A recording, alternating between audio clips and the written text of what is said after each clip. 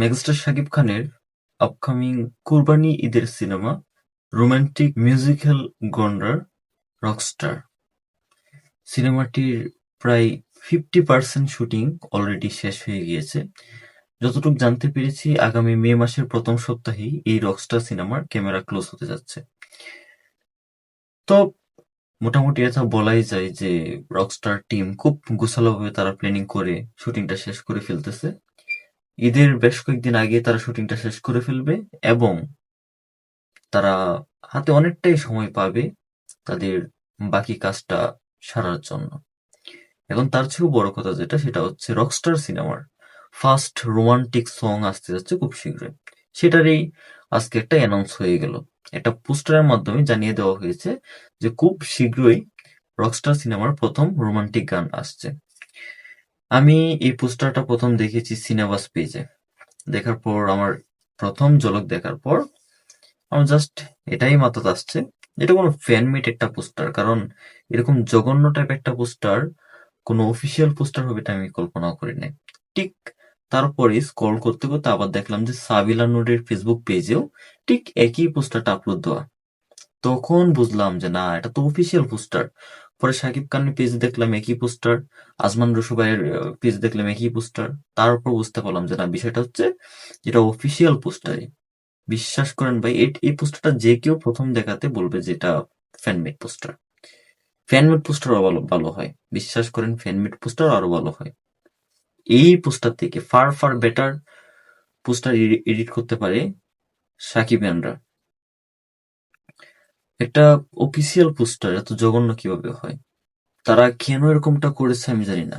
Rockstar cinema first look poster দিয়ে তারা যে পরিমাণ আলোচনার সৃষ্টি করেছিল, এই পোস্টার দিয়ে দ্বিতীয় পোস্টার দিয়ে তারা কেন সমালোচনার সৃষ্টি করেছে আমার জানা নেই। এরকম নেগেটিভ মার্কেটিং করার আমার কোনো কারণ বলে আছে বলে আমার মনে হয় না। এটা না করলেও পারতো। আমাদের সাকিবিয়ান একজন একটা ফেসবুক পেজের নাম রারুম, তিনি অত্যন্ত দারুণ নিখুঁত কাজ করে পোস্টার নিয়ে। তার দেখেও আরো অনেকেই আছে, তো তাদেরকে কাজে লাগানো উচিত। এরকম নিম্নমানের পোস্টার, এত বড় বাজেট, এত ভালো ভালো সিনেমাতে এরকম পোস্টার সত্যি খুব হতাশ করে। এর আগে প্রিন্স সিনেমার ফার্স্ট লুক পোস্টারটা দেখে আমরা যে পরিমাণ হতাশ হয়েছিলাম, ভাই কি বলবো।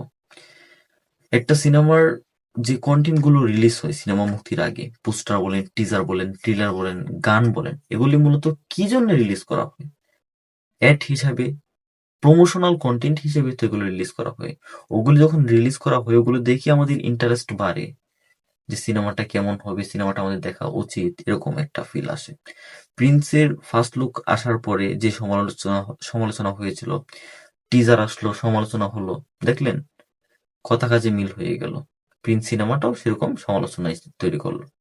তো একটা সিনেমার টিজার বলেন, ফার্স্ট লুক বলেন, গান বলেন, এগুলোই যত ভালো হবে বা যত ভালো ওয়ার্ক করবে, সিনেমাটার ব্যবসায়িক দিক থেকেও তত ভালো ফলাফল করার একটা আশা থাকে। তো রকস্টার টিমের কাছ থেকে কোনোভাবেই এটা আশা করি না, সত্যি কথা বলতে গেলে। তো এখন পোস্টারে দেখা যাচ্ছে যে এডিটটা করছে খুব জঘন্য।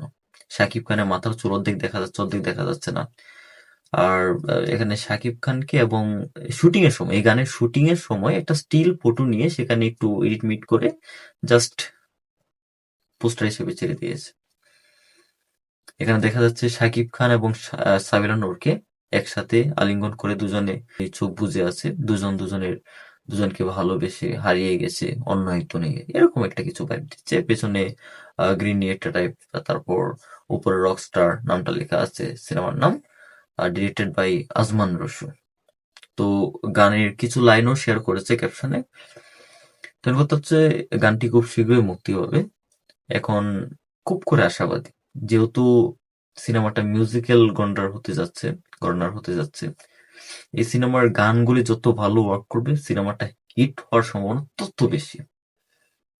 এই সিনেমার গানটাই হচ্ছে প্রধান শক্তি এই সিনেমার। তো দেখা যাক গানগুলো কেমন বলা হয়। তো বন্ধুরা, তোমাদের কাছে এই পোস্টারটা কেমন লেগেছে জানি না, তবে এটাই জানাবার এসেছি যে রকস্টার সিনেমার প্রথম রোমান্টিক সং খুব শীঘ্রই আসতে যাচ্ছে। ওকে, বাই বাই, দেখা হবে নেক্সট ভিডিওতে।